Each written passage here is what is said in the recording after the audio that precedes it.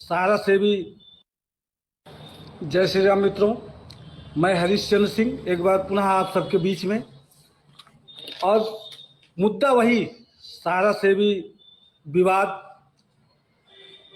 इस देश की एक बहुत अजीब विडंबना है, जहां सहारा समूह के करोड़ों निवेशक और कार्यकर्ता, लाखों कार्यकर्ता तिल तिल करके मर रहे हैं, खून के आंसू रो रहे हैं, अकाल काल के गाल में समाते चले जा रहे हैं। और मजाल क्या है कि एक भी बड़ा राजनेता या नेशनल मीडिया या मानवाधिकार आयोग या कोई अभिनेता या कोई एनजीओ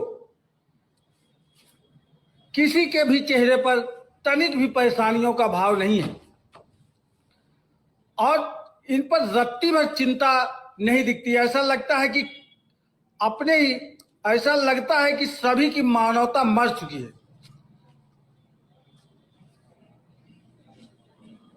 और जो अपने ही देश के आम जनमानस के दुखों पर आंख में पट्टी बांध लिए हैं, याद रखना, जिनका कोई नहीं होता उनका खुदा होता है।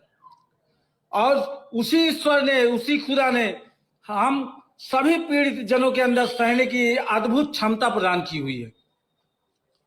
लेकिन इसकी भी एक समय सीमा है। जिस भी दिन ये सीमा टूट गई ना, उस दिन प्रलय आ जाएगा, और ये आना निश्चित ही है।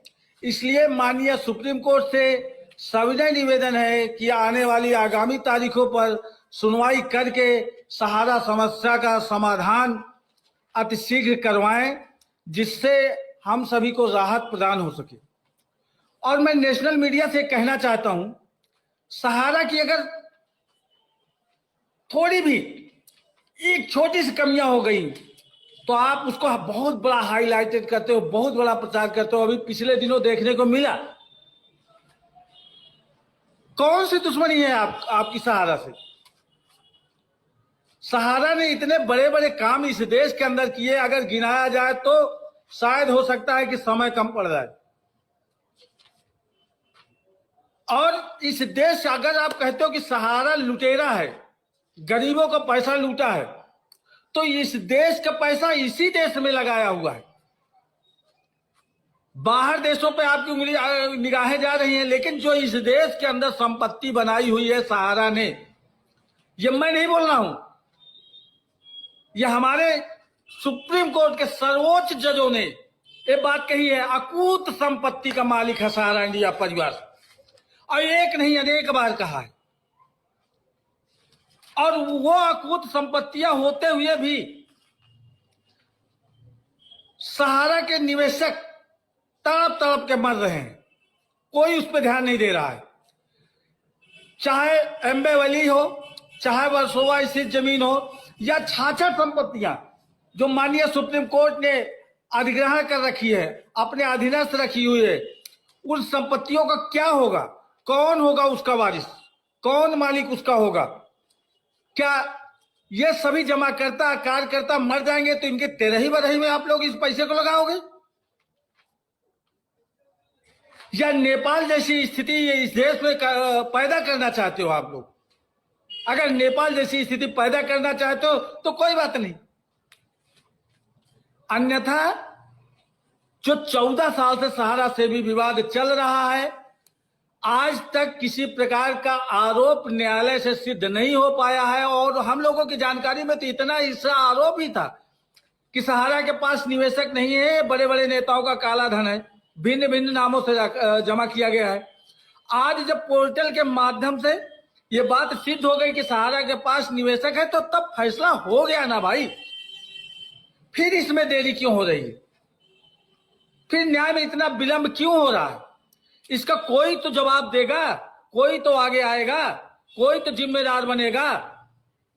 सहारा इंडिया ने पैसा लूटा है तो लूट करके टोटल पैसा विदेश नहीं भेज दिया, या हमारे स्वर्गीय चेयरमैन लेकर के स्वर्ग नहीं सिधार गए।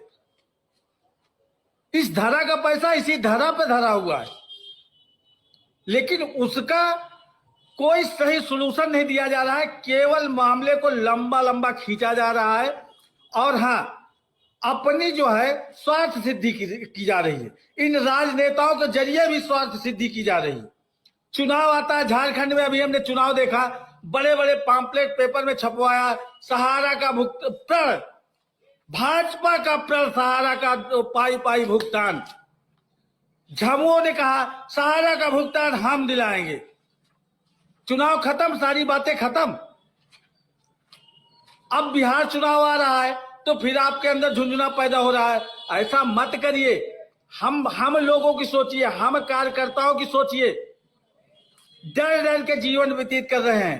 प्लीज अनुनय विनय निवेदन कर रहे हैं, देश के अति जिम्मेदारों से अनुनय विनय निवेदन कर रहे हैं, सहारा समस्याओं का अति शीघ्र निदान करवाइए, अन्यथा बहुत बड़ा कुछ हो जाएगा और उसके जिम्मेदार, इस देश के जिम्मेदार होंगे, हम लोग नहीं होंगे। इन्हीं सब बातों के साथ जय श्री राम।